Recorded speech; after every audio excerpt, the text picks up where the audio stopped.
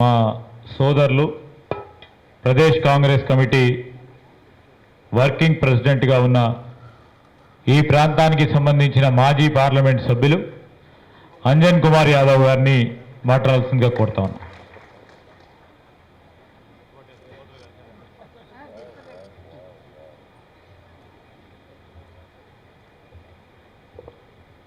సభ అధ్యక్షులు గౌరవనీయులు మాజీ మంత్రివర్యులు ప్రస్తుత శాసనసభ్యులు శ్రీ దుద్దిల్ల శ్రీధర్ బాబు గారు,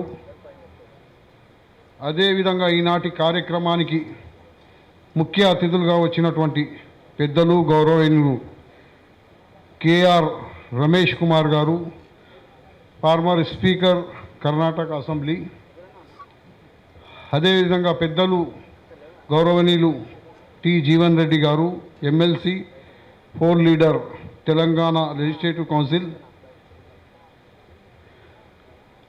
అదేవిధంగా పెద్దలు ఎంవిఆర్ శాస్త్రి గారు, జర్నలిస్ట్ సీనియర్,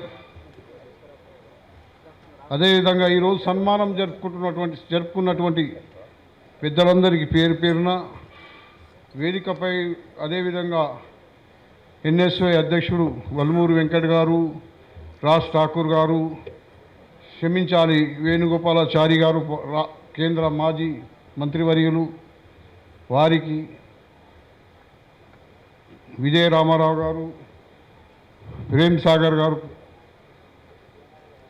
రాజ్ ఠాకూర్ గారు, అందరికి క్షమించాలి. అందరికీ కరీంనగర్ జిల్లాకు చెందిన కుమరయ్య గారు జిల్లా అధ్యక్షుడు, అందరికి పేరు పేరున ఇక్కడికి వచ్చి ఈ కార్యక్రమానికి పెద్దలు పూజలు స్వర్గీయ దుద్దిల్ల శ్రీపాదరావు గారి 85వ జన్మదినాన్ని పురస్కరించుకొని ఈరోజు వివిధ రంగాల్లో ప్రముఖులైనటువంటి వారికి ప్రతి ఏటా సన్మానించుకునే అనువాయితీ పెద్దలు శ్రీధర్ బాబు గారు చెప్తూ వస్తారు. పెద్దలు శ్రీపాదరావు గారు జంట నగరాలతో ఎంతో అభినవ సంబంధం ఉండేది.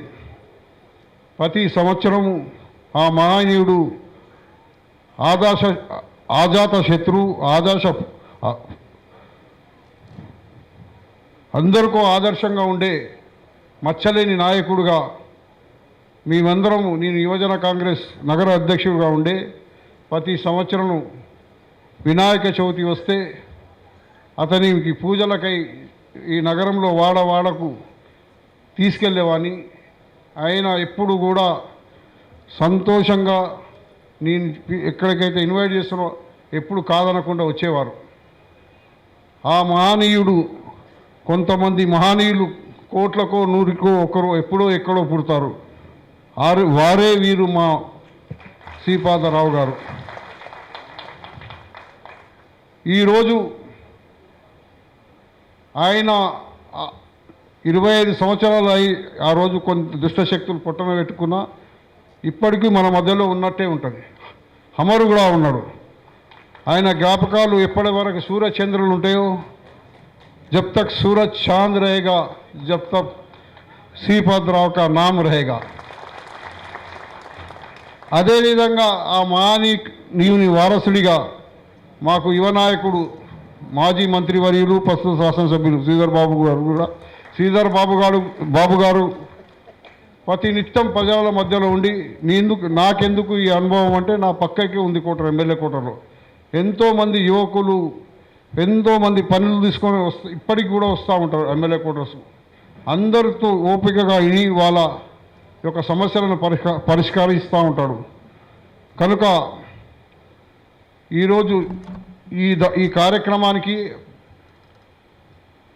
పెద్దలు పూజ్యులు శ్రీపాదరావు గారి కార్యక్రమానికి గౌరవ అతిథిగా వచ్చినట్టే అదృష్టంగా భావిస్తూ ఉన్నాను.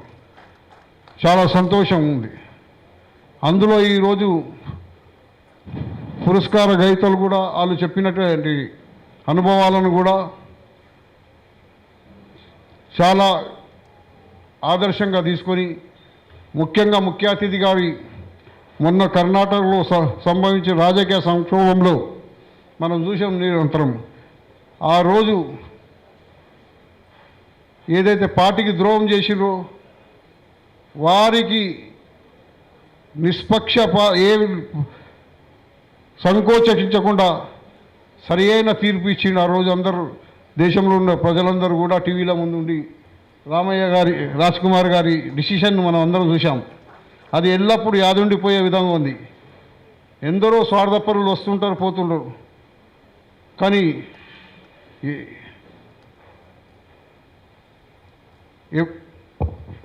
ఎట్లా ఉన్నామని కాదు, ఎన్ని పదవులు అనుభవించినని కాదు, మాట తప్పకుండా మడమ తిప్పకుండా ఎన్ని రోజులు బతికినామని కాదు, ఎట్లా బతికినామని నిదర్శనం చూపించినటువంటి మహనీయులు ఈనాటి ముఖ్య అతిథులు గారు. మనకు అందరికీ, వారికి వేదిక పైన ప్రతి ఒక్కరికి క్షమించాలి. ఎవరైనా పేరు తీసుకోకున్న వారికి కూడా, ఈ అందరికి వచ్చినటువంటి ఈ ఆర్టీసీ కళ్యాణ మండపంలో వచ్చిన ప్రతి ఒక్కరికి పేరు పేరున ఉదయపూర్వక నమస్కారం తెలుపుతూ ఈ అవకాశం కల్పించినటువంటి సభాధ్యక్షుల వారికి నా ఉదయపూర్వక ధన్యవాదాలు, కృతజ్ఞతలు. సీనియర్ పాత్రికేయులు, ఫార్మర్ ఎడిటర్ ఆంధ్రభూమి వారిని మాట్లాడాల్సిందిగా కోరుతాను. సార్ అక్కడ మాట్లాడుతారు, అక్కడ మాట్లాడుతారు.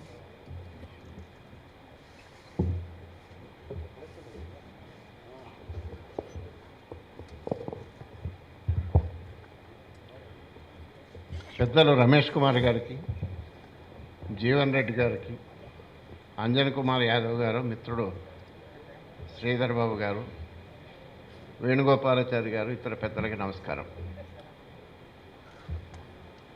ఒక పుణ్యాత్ముడిని గుర్తు చేసుకునే అవకాశం కలిగినందుకు, ఆ సభలో పాల్గొనే అదృష్టం కలిగినందుకు నాకు చాలా సంతోషంగా ఉంది. అసలు పెద్ద మనుషులు అనేవాళ్లే కరువు అయిపోతున్న ఈ కాలంలో నిజమైన పెద్ద మనుషులు శ్రీపాదరావు గారు అనగానే ఎవరికైనా వచ్చే మొదటి మాట ఇందాక వారు అన్నట్టు అజాత శత్రువు, పెద్ద మనిషి, పుణ్యాత్ముడు. అజాత శత్రువు, అసలు ఆయనకి శత్రువులు ఉంటారని ఎవరైనా అనుకోలేదు. అటువంటి వాడికి కూడా శత్రువులు ఉంటారు, వాళ్ళే ఆయన పొట్టన పెట్టుకుంటారని ఎవరు అనుకోలేదు. నాకు బాగా గుర్తు, ఆయన స్పీకర్గా ఉన్నప్పుడే కరీంనగర్లో ఎస్పీగా, ఇప్పుడు డీజీపీగా ఉన్న రాజీవ్ త్రివేది ఉండేవాడు. ఈయన సెక్యూరిటీ కోసం ఎంతో బాగా తపన పడేవాడు. ఎక్కడికి పోయినా ఆయన ఏదో రిస్ట్రిక్ట్ చేస్తున్నారని శ్రీపాదరావు గారికి కోపం వచ్చింది. ఒక దశలో ఆయన గట్టిగా మందలించాలని కూడా అనుకున్నాడు. అప్పుడు ఆయన చెప్పాడు నాతో, సార్కి వారి మీద ఉన్న రిస్క్ అర్థం కావట్లేదండి, ఆయన అందరినీ నమ్మేస్తున్నారు, అందుకని వారి క్షేమం కోసమే కదా మేము ఉన్నదని చెప్పి చాలా బాధపడ్డాడు. అయినప్పటికీ కూడా నాలాంటి వాడికి వీళ్ళందరూ నన్ను ఏం చేస్తారు అని ఎంతో గర్వంగా చెప్పుకున్న మనిషిని చివరికి అంతగా ఆయన నమ్మిన వాళ్ళే ఆయనకి కాటు వేస్తారని ఎవరు అనుకోలే. మొత్తం తెలుగుదేశంలో శ్రీపాదరావు గారి విషాదాంతం చూసి కళ్ళనీళ్ళు పెట్టని వాళ్ళు ఎవరు లేరు, అంతగా బాధపడ్డాం. నిజంగా గొప్ప మనిషి. ప్రజా జీవితంలో ఇప్పుడు ఇవాళ ఎక్కడో ఎవరో కాస్త గట్టిగా మాట్లాడేవాళ్ళు, మంచి సమర్థులైన వాళ్ళు చాలా తగ్గిపోతున్నారు ప్రజా జీవితంలో. శ్రీపాదరావు గారు ఉన్నప్పుడు అందరూ దిగ్గజాలే, అతిరథ మహారథులు. కాంగ్రెస్ ప్రభుత్వాల టైంలో నేను మీడియాలో ఉన్నవాడిగా ఒక 45 ఏళ్ల పాటు చూశా అన్ని ప్రభుత్వాలని. అందులో మోస్ట్లీ కాంగ్రెస్ ప్రభుత్వాలు. ప్రతి కాంగ్రెస్ ముఖ్యమంత్రిని, ప్రభుత్వాన్ని వదలకుండా చాలా గట్టిగా విమర్శించిన వాళ్ళు నేను మొదటివాడిని. ఆమె బిట్టర్ క్రిటిక్. కానీ ఏ ముఖ్యమంత్రికి కూడా విమర్శిస్తే నొచ్చుకోవటము, వాడి మీద ఏదో కోపాలు పెంచుకోవటం అనేది లేదు. కాంగ్రెస్ సంప్రదాయం అదొకటి. వారు ఉన్నప్పుడు ఆ విలువ లేదు, తెలియలేదు. కానీ ఇప్పుడు అందరికీ అర్థమవుతుంది. మీడియాకి ఒక రకంగా పండగ రోజులు కాంగ్రెస్ హయం. ఎవరైనా ఎంతైనా క్రిటిసైజ్ చేయొచ్చు, they can get away with it అనమాట. ఎవరు అనుకునేవాళ్ళు కాదు.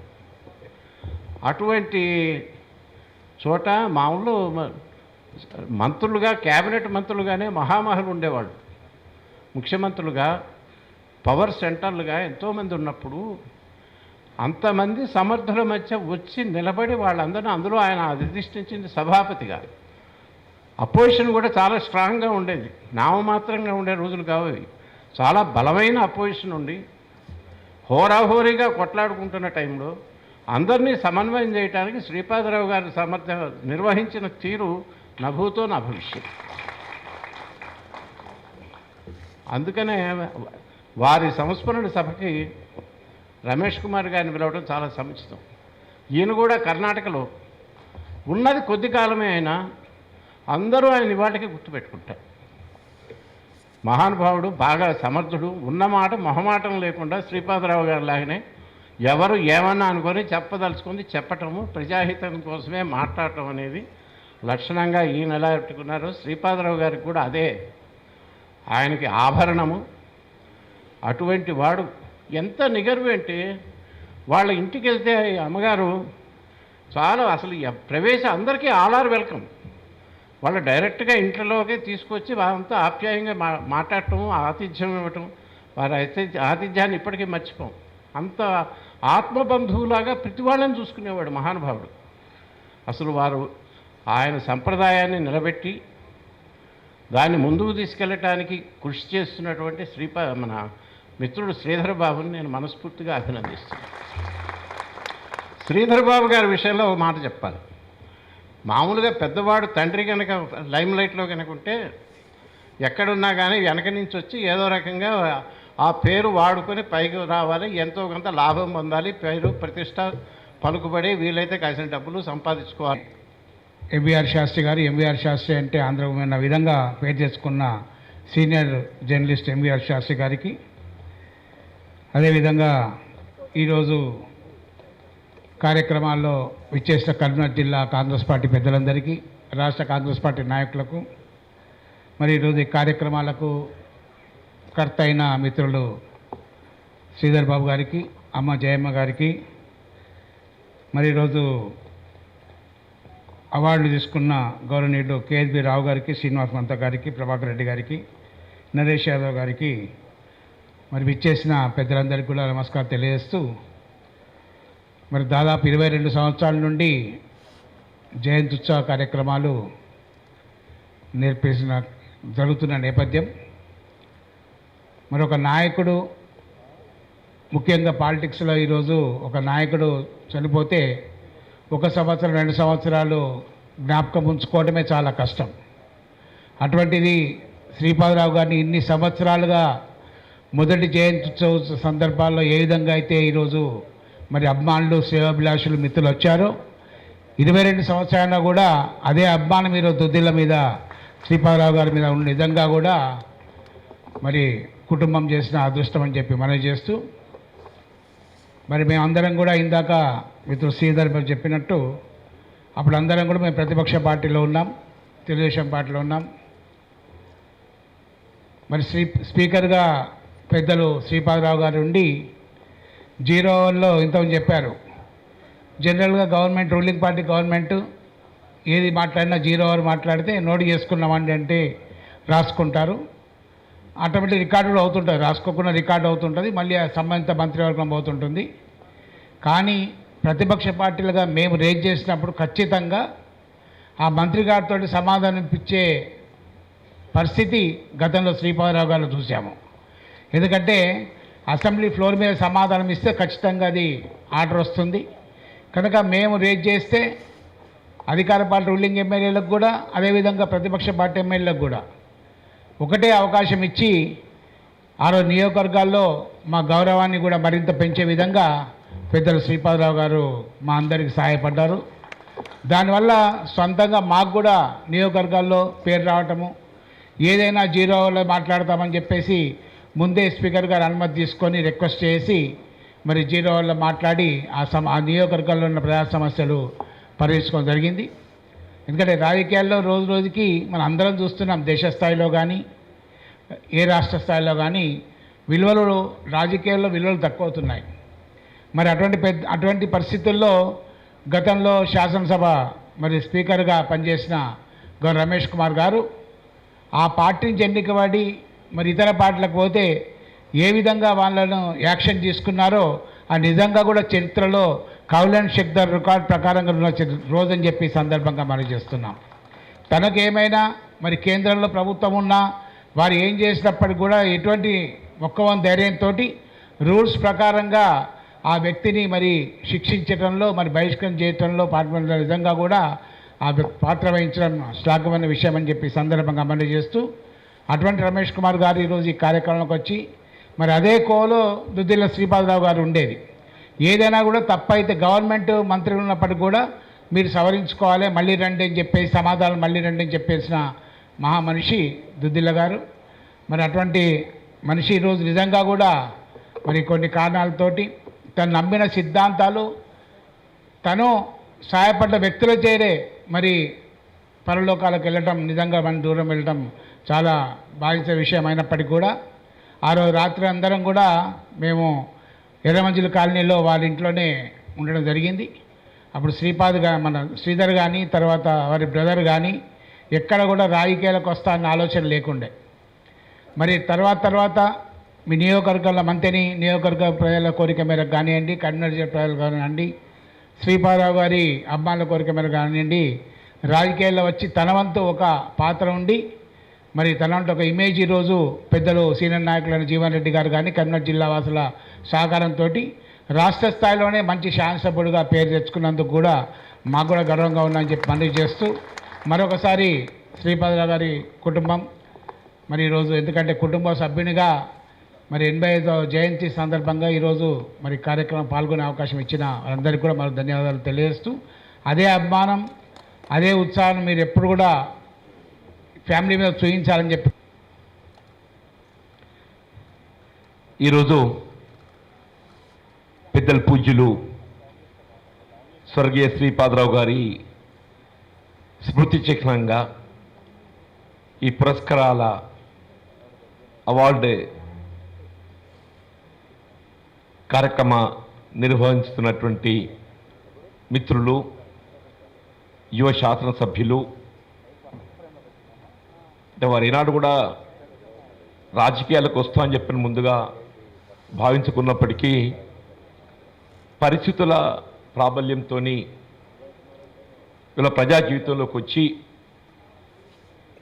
వీళ్ళ తండ్రికి తగ్గ తనయుడుగా కీర్తింపబడుతున్నటువంటి శ్రీధర్ బాబు గారు కార్యక్రమ ముఖ్య అతిథులు, కర్ణాటక శాసనసభ మాజీ సభాపతి గారు, ప్రస్తుత శాసనసభ్యులు మిత్రులు రమేష్ కుమార్ గారు, పెద్దలు ఎంవి శాస్త్రి గారు, పత్రికా ప్రపంచానికి ప్రత్యేకమైనటువంటి ఒక గుర్తింపు తీసుకొచ్చినటువంటి పాత్రికేయులు, సంపాదకులు, మిత్రులు మాజీ కేంద్ర మంత్రివర్యులు వేణుగోపాల్చారి గారు, మిత్రులు మాజీ పార్లమెంట్ సభ్యులు, కాంగ్రెస్ పార్టీ వర్కింగ్ ప్రెసిడెంట్ గారైనటువంటి సోదరుడు అంజన్ కుమార్ యాదవ్ గారు,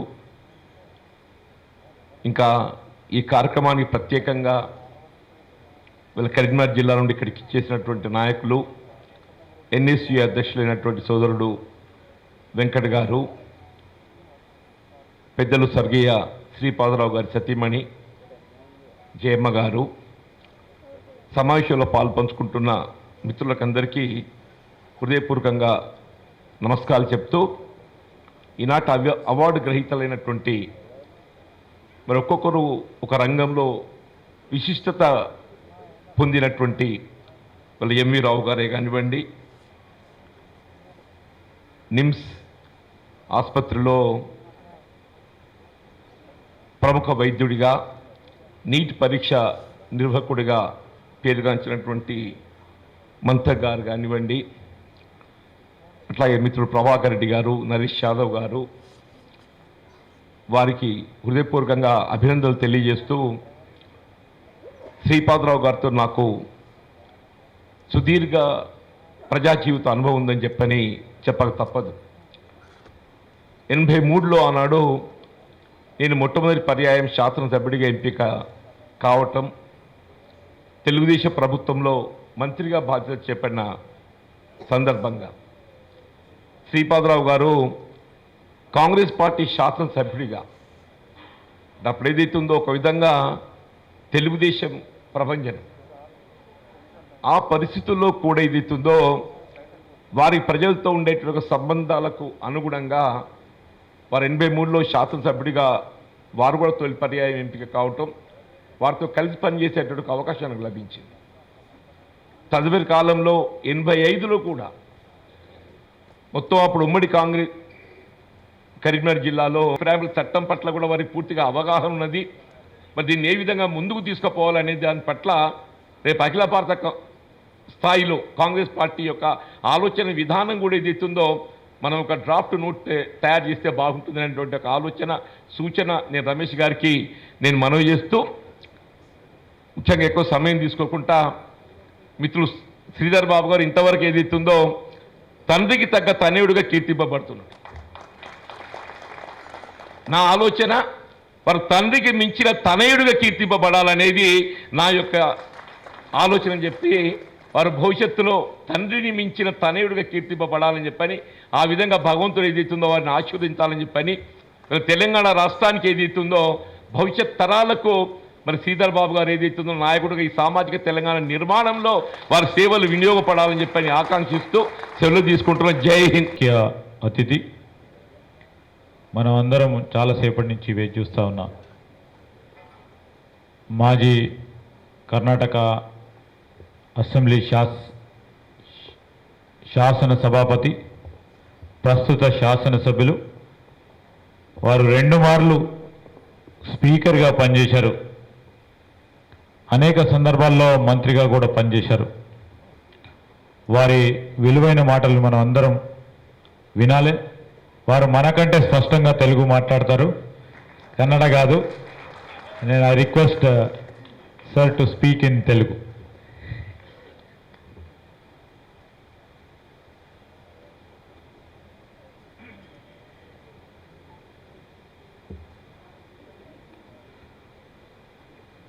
స్వర్గీయులు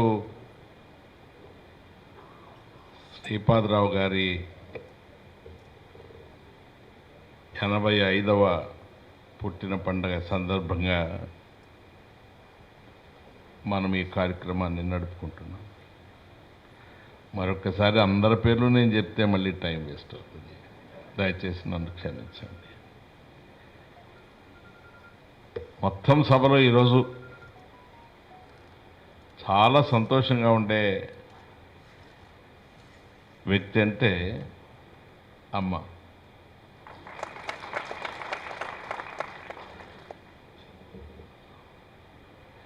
ఈ నేచర్ ఎట్లుంటుందంటే, ఒకవైపు దుఃఖము వత్తడించుకొని వస్తుంది, ఆపుకోలేదు కన్నీళ్ళు. వెంటనే తుడుచుకోవాలనుకునే లోపల మళ్ళీ సంతోషం. ఆయన ఉండాల్సిందేమ్మా, కానీ మన చేతిలో లేదు కదా, జరిగిపోయింది. మీరు అనుకోకుండా మన కంటికి కనిపించకుండా ఉండే ఆ దైవకృప మీకు అంతకు 10 అంతలు 100 అంతలు సాటిస్ఫాక్షన్ ఇచ్చే బిడ్డ మీ గర్భంలోనే రూపం పోయాడు కదా. ఇంకా దీనికి మించిన వరం భగవంతుడు మీకు ఇంకేమి ఇవ్వాలి చెప్పండి.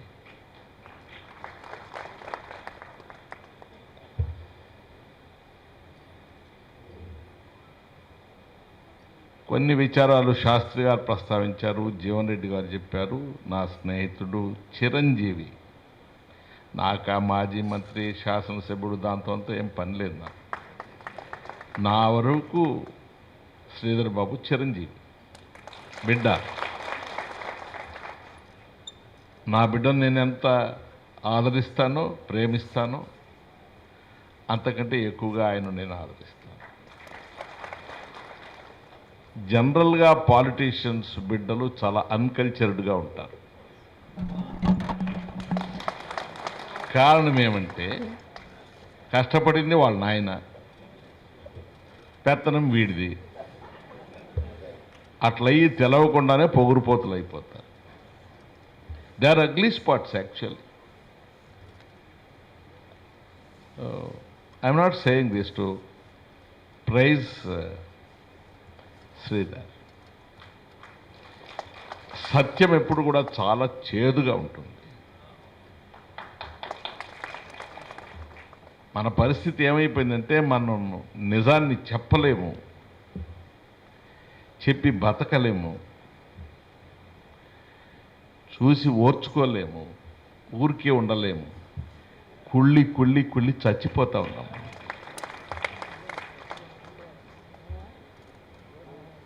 మొత్తం హిపోక్రసీ. Leave it aside. మన కాన్స్టిట్యూయెంట్ అసెంబ్లీ ఫస్ట్ సెషన్ ఒక అధ్యక్షుడు కావాలి కదా ఆ సభకు. డాక్టర్ సచ్చిదానంద సిన్హా అని చాలా పెద్ద ఆర్థికవేత్త, వాజ్ వైస్ ఛాన్సలర్. ఆయన ఎన్నుకున్నారు. చాలా లిమిటెడ్ పర్పస్ అది. ఆయన అడ్హాక్ స్పీకర్గా కూర్చొని కాన్స్టిట్యూయెంట్ అసెంబ్లీకి పర్మనెంట్ ప్రెసిడెంట్ను ఎలక్ట్ చేసి తాను విరమించుకుంటాడు. ఆయనకు అభినందనలు చెల్లిస్తారు. ఇటువంటి మనిషి మనకు అడాక్ స్పీకర్గా వచ్చారు. ఆయన దానికి రిప్లై చేసేటప్పుడు ఒక స్పీచ్లో చెప్తాడు, కాన్స్టిట్యూయెంట్ అసెంబ్లీలో ఆ ఫెలిసిటేషన్స్కు రిప్లై చేస్తారు. అమెరికా దేశంలో జేమ్స్ స్టోరీ అనే అతను న్యాయశాస్త్రవేత్త. ఆయన అమెరికా ప్రజలకు, ప్రత్యేకంగా విశేషంగా యువతరానికి ఆయన ఏం చెప్తాడంటే, అయ్యా మీ తల్లిదండ్రులు, మీ బంధువులు వాళ్ళందరూ వాళ్ళ రక్తాన్ని ధారపోసి కొనుక్కున్న పిత్రార్జితమయ్యా ఈ స్వాతంత్ర్యం అనేది, ప్రజాస్వామ్యం అనేది అని చెప్తాడు. అంతటితో ఆగడు ఆయన. ఎంతో బాధపడి పరిశ్రమతో మీ పితృదేవతలు మీకు సంపాదించిన ఈ పిత్రార్జితాన్ని మీరు ఒళ్ళు మరిచి వెధవలను పెద్ద స్థాయికి ఎదిగిస్తే ఇది సర్వనాశనం అయిపోతుందని చెప్తాడు. అంతతో ఆగకుండా మళ్ళీ ముందుకు పోయి చెప్తాడు ఆయన. సమర్థులు, నేరంగా మాట్లాడేవాళ్ళు మీ చేత ప్రోత్సహింపబడితే ఈ ఆస్తి మిగులుతుంది. పదవుల్లో ఉండేవాళ్లతో పొగిడే వాళ్ళను మీరు తెస్తే వీడు వాడు చేరి అంతా సర్వనాశనం చేస్తారని చెప్తాడు. ప్రస్తుతం అది జరుగుతూ ఉంది. I have come all the way from Bengaluru. నేను మీ టైం ఎక్కువ తీసుకోవడానికి లేదు. ఉన్న టైంలో ఏదో పనికొచ్చిన విచారాలే నేను చెప్పాల్సి వస్తుంది. చెప్పకుండా పోవడానికి కూడా లేదు. 1922లో చక్రవర్తి రాజగోపాలాచారి గారు ఫ్రీడమ్ మూమెంట్లో వెల్లూరులో సెంట్రల్ జైల్లో ఉంటారు. ఆయన డైరీలో ఆయన రాస్తారు. తన జైల్లో ఉన్నప్పుడు రాసిన డైరీలో ఆయన మెన్షన్ చేస్తారు, మనకు స్వాతంత్ర్యం కావాలని పోరాడుతున్నాము కరెక్టే, రేపో మాపో అది దొరికే లక్షణాలు కూడా ఉన్నాయి. కాకపోతే బ్రిటిష్ వాళ్ళు మనకు చేస్తుండే న్యాయ పరిపాలన కానీ ఆడళితం కానీ ఈ మాత్రమైనా మనం ముందుకు నడుపుకోగలుగుతామా అనే సందేహం నాకుంది. కాకపోతే పరకీయుల ఆడళితం తప్పోయింది, దాస్యం నుంచి విడుదలైనాము అనే ఒక్క సమాధానం తప్ప, will be saved from the disgrace of being ruled by foreigners అనేది తప్ప నాకేమి పెద్ద వెలుతర కనిపించట్లేదని అంటాడు. చూడండి ఎటువంటి అనుమానాలు వాళ్ళకి.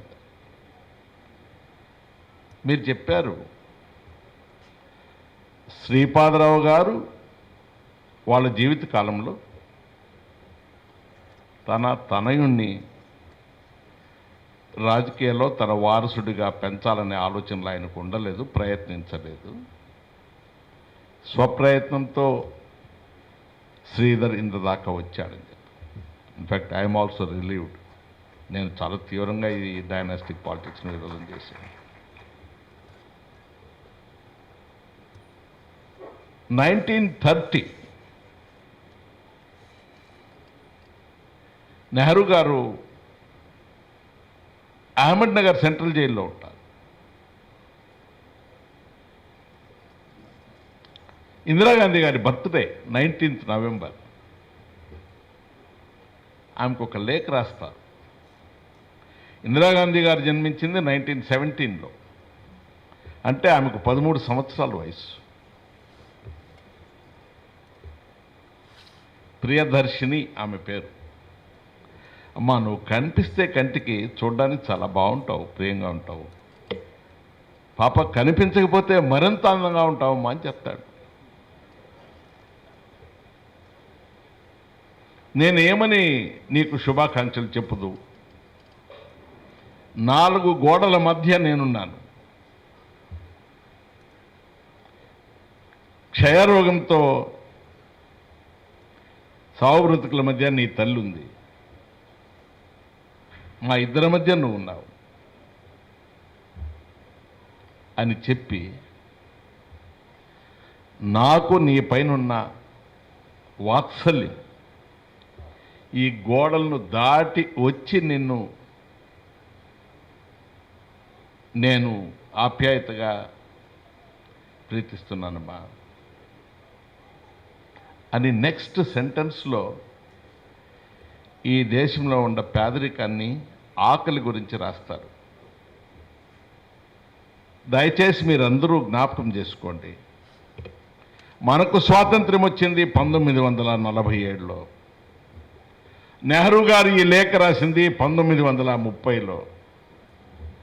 ఈ లేఖ తనకు అందిన రోజు ఇందిరాగాంధీ గారి వయసు 13 సంవత్సరాలు. ఇప్పుడున్న మహానుభావులు నెహ్రూను బాదుకుంటారు, ఇందిరాగాంధీని బాదుకుంటారు. మీ నాయన జైలుకు పోలా, మీ తాత జైలుకు పోలా, వాళ్ళు జైలుకు పోయి తెచ్చిచ్చిన భోజనం మీరు బాగా పుష్టిగా భోంచేస్తూ వాళ్ళతో నానా బూతులు పెడుతున్నారు. దేనికైనా అపచారం చేయొచ్చయ్యా. ఇతిహాసానికి, న్యాయానికి అపచారం చేస్తే ప్రపంచం ఒప్పుకుంటుందా? అంటే నెహ్రూ గారి కాలంలో, ఇందిరాగాంధీ కాలంలో అంతా సుభిక్షం అయిపోయిందా? పర్ఫెక్ట్ అని నేను చెప్పట్లేదు. ఇప్పుడు టెండూల్కర్ గారికి భారతరత్న ఇచ్చాము, ఓకే, వద్దన్లా. ఇప్పుడు క్రికెటర్కి డబ్బు ఎంత ఇస్తారు? టెస్ట్కి ఎంత ఇస్తారు? 2020 మ్యాచ్కి ఎంత ఇస్తారు? వన్డేకి ఎంత ఇస్తారు?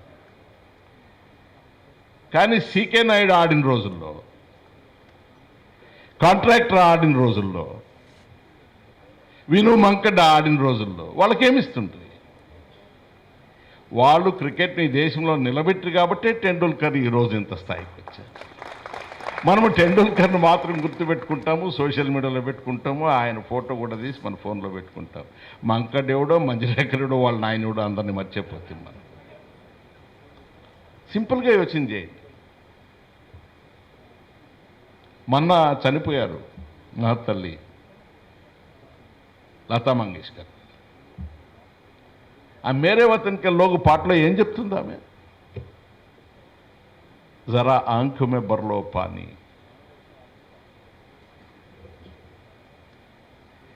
ఇండియా చైనా వార్ జరుగుతుంటే సైనికులను ప్రోత్సహించడానికి ఆమె పాడుతుంది ఆ పాట. స్టేజ్ మీద నెహ్రూ కూర్చోంటే ఆయనకు కంటితెడు. జరా యాద్ కరో కుర్బానీ కిన్కే ఉన్ షాహీదోకి. ఇప్పుడు అట్లా కాదయ్యా. ఇప్పుడు అంతా ఈ ఫ్లెక్సులు వచ్చేసాయి కదా, మేమే డబ్బులు ఇచ్చేది, పెట్టుబడి పెట్టేది, మేమే అవార్డులు తీసుకునేది, మళ్ళీ మేమే ఫ్లెక్స్లు వేయించేది, మళ్ళీ శాలు కూడా మేమే కొనిచ్చేది. మళ్ళీ మిమ్మల్ని అందరినీ పిలిచేది, దాన్ని పెట్టుకొని మాకేమైనా పదవులు ఉంటాయని పోయేది. నేనేదోగా మా ఊర్లో ఒక దళిత్ ఫ్రెండు వాడేదో చిన్న పద్యం రాశాడు, పూర్తి నేను చదువుకోలే. ఓ దేశమా నా దేశమా ఈ గతి వచ్చింది కదా నీకు అని చెప్పని పిల్లవాళ్ళకు పీపీలంట, పెద్దవాళ్ళకు టోపీలంట, ఆడవాళ్ళకు కుక్కర్లంట, మగవాళ్ళకు లిక్కర్లంట, పూజలు పునస్కారాలు భక్తులు కంట, పదవులు పంపించినాడు కంట. ఇక్కడికి వచ్చింది ప్రజాస్వామ్యం. డబ్బున్న వారికి, పెత్తందార్తనం చేసేవాళ్లకు, వ్యాపారాలు చేసేవాళ్లకు, గవర్నమెంట్లో బిజినెస్ ఇంట్రెస్ట్ ఉండే వాళ్ళతో రాజ్యసభకు పంపిస్తే,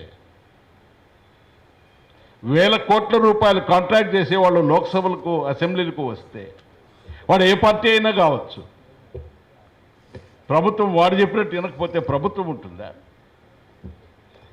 వాడు పెట్టిన డబ్బు భిక్షమా అని చెప్పి పార్టీ నడుపుతాము, పార్టీ టికెట్ వాడికి ఇస్తాము, మళ్ళీ ప్రజలకు ప్రజాస్వామ్యం గురించి ఉపన్యాసాలు చేస్తాం. ఇటువంటి కార్యక్రమంలో ఇంత నిర్మోమాటంగా మాట్లాడకపోతే ఆయనకు నేను అపచారం చేసినట్టు. I'm doing justice to late Sripada Rao గారు. 3 సార్లు కలిసాం మేము. Very affectionate man. ఆయన నా మెడ మీద చేసి అన్నీ కరెక్టే, కొంచెం కొంచెం తగ్గించుకో బాబు అని చెప్పాడు. That was his advice. ఏం చేసేదన్నా వీళ్ళతో చూస్తే నాకు చాలా కోపం వస్తుంది అంటే, కోపం నాకు వస్తుంది, మింగాలి నాయన అని చెప్పాడు ఆయన. నేను మింగల, బాగా దెబ్బలు పడినాయండి. But somebody has to speak. Rajiv Gandhi గారికి క్యాన్సర్ వచ్చి చనిపోయారా? హార్ట్ అటాక్ వచ్చి చనిపోయారా? యాక్సిడెంట్లో చనిపోయారా? He was killed. ఇందిరాగాంధీ గారు, మహాత్మా గాంధీ అంటే వాళ్ళ జీవితాలకు విలువే లేదా? వాళ్ళు ఎందుకు సచ్చారని మనం ఆలోచించే అవసరం కూడా మనకు లేదా? నేను కాంగ్రెస్ తరఫున అడ్వకేట్ చేయట్లే. ఆ కాంగ్రెస్ వేరు, ఈ కాంగ్రెస్ వేరు. నేను I'm not by mistake also. అందుకని మీరందరూ వచ్చే ఎన్నికల్లో కాంగ్రెస్కు ఓటేయండి నేను చెప్పట్లేదు. I'm a Nehruite. జీవన్ రెడ్డి గారు 1951లో ఇది చెప్పి నిలిపేస్తాను, ఇంక ఉపన్యాసం ముందుకుంటుంది, భయపడద్దంటే.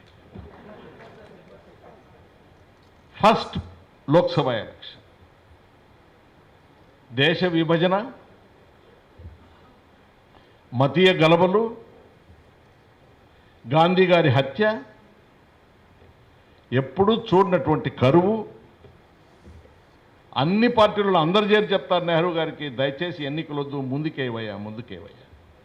ఒప్పుకోడు ఆయన. 1951 అక్టోబర్ నుంచి బట్టి 52 ఫిబ్రవరి వరకు 7 నెలలు 8 నెలలు కాలము. ఫస్ట్ ఎలక్షన్ అది, లోక్సభ ఎలక్షన్ జరిగింది. తాను పార్టీ ప్రెసిడెంట్గానే ఉంటాడు. లోకసభకు కంటెస్ట్ చేయబోయే కాంగ్రెస్ క్యాండిడేట్స్ లిస్ట్ అనౌన్స్ చేసడానికి ప్రెస్ మీట్ పిలుస్తారు శాస్త్రి గారు. నేను మార్నింగ్ నుంచి ట్రై చేస్తే ఆ డేటు, ఆ ఎక్సెప్ట్స్ తీసి నాకు కుదరలా. వైర్ రోల్తో కాంటాక్ట్ చేస్తున్నాను నేను. నేషనల్ హెరాల్డ్ ఎడిటర్ చలపతిరావు గారు నెహ్రూ గారిని ఒక ప్రశ్న వేస్తారు ఆ ప్రెస్ మీట్లో. అంతా కరెక్టే నెహ్రూ, నువ్వు చేస్తున్నావు. నీ కాంగ్రెస్ లిస్ట్లో కొంతమంది కరప్ట్ క్యాండిడేట్స్ ఉన్నారు. ఏం చెప్పిండొచ్చు రిప్లై జీవన్ రెడ్డి గారు, నెహ్రూ గారు ఆలోచించండి. అయ్యా చలపతిరావు గారు, మీరు కూడా నాలాగే ఫ్రీడమ్ ఫైటరు. మీరు you have gone to the other field. నేను ఈ ఒత్తిడి మధ్య ఎలక్షన్లు పోస్ట్పోన్ చేయమని అందరూ చెప్పినా ఒప్పుకోకుండా ప్రజాస్వామ్యం స్థిరంగా ఏర్పడాలా అని నేను ఎలక్షన్లకు ముందడుగు వేశాను. నాకు తెలవకుండా, నా నోటీసుకు రాకుండా కొంతమంది లంచగొండితనంలో మునిగిపోయి ఉండేవాళ్ళు క్యాండిడేట్స్ అయి ఉండొచ్చును. లేనే లేదని చెప్పే ధైర్యం నాకు లేదు. కాబట్టి ఇదే ప్రెస్ మీట్లో, ఇదే మైకు ద్వారానే దేశ ప్రజలకు నేను విజ్ఞప్తి చేసుకుంటున్నాను. ఎక్కడెక్కడ దేశ ప్రజలకు మీకు కాంగ్రెస్ తరఫున నిలబడిన క్యాండిడేటు కరప్ట్ అని అనిపిస్తే, లంచగొండితనంలో ఈడు మునిగినంటే వాడిని డిఫీట్ చేయండి అని కాల్ ఇస్తున్నానని చెప్తాడు. That was Nehru. Can you do it today? ఏం మాట్లాడుతున్నారు మీరు ఈరోజు? ఆడు సరిలేదని ఇతను, ఇతను సరిలేదని అతను. నీ సంగతి నాకు తెలీదా? 3,000 కోట్లు నువ్వు తిని ఇరుక్కుపోలా, ఈడి వాళ్ళు నిన్ను లోపలితో ఇలా అని నేను మాట్లాడు. If you like this video, please like it, share it, and for more videos, please subscribe to our channel.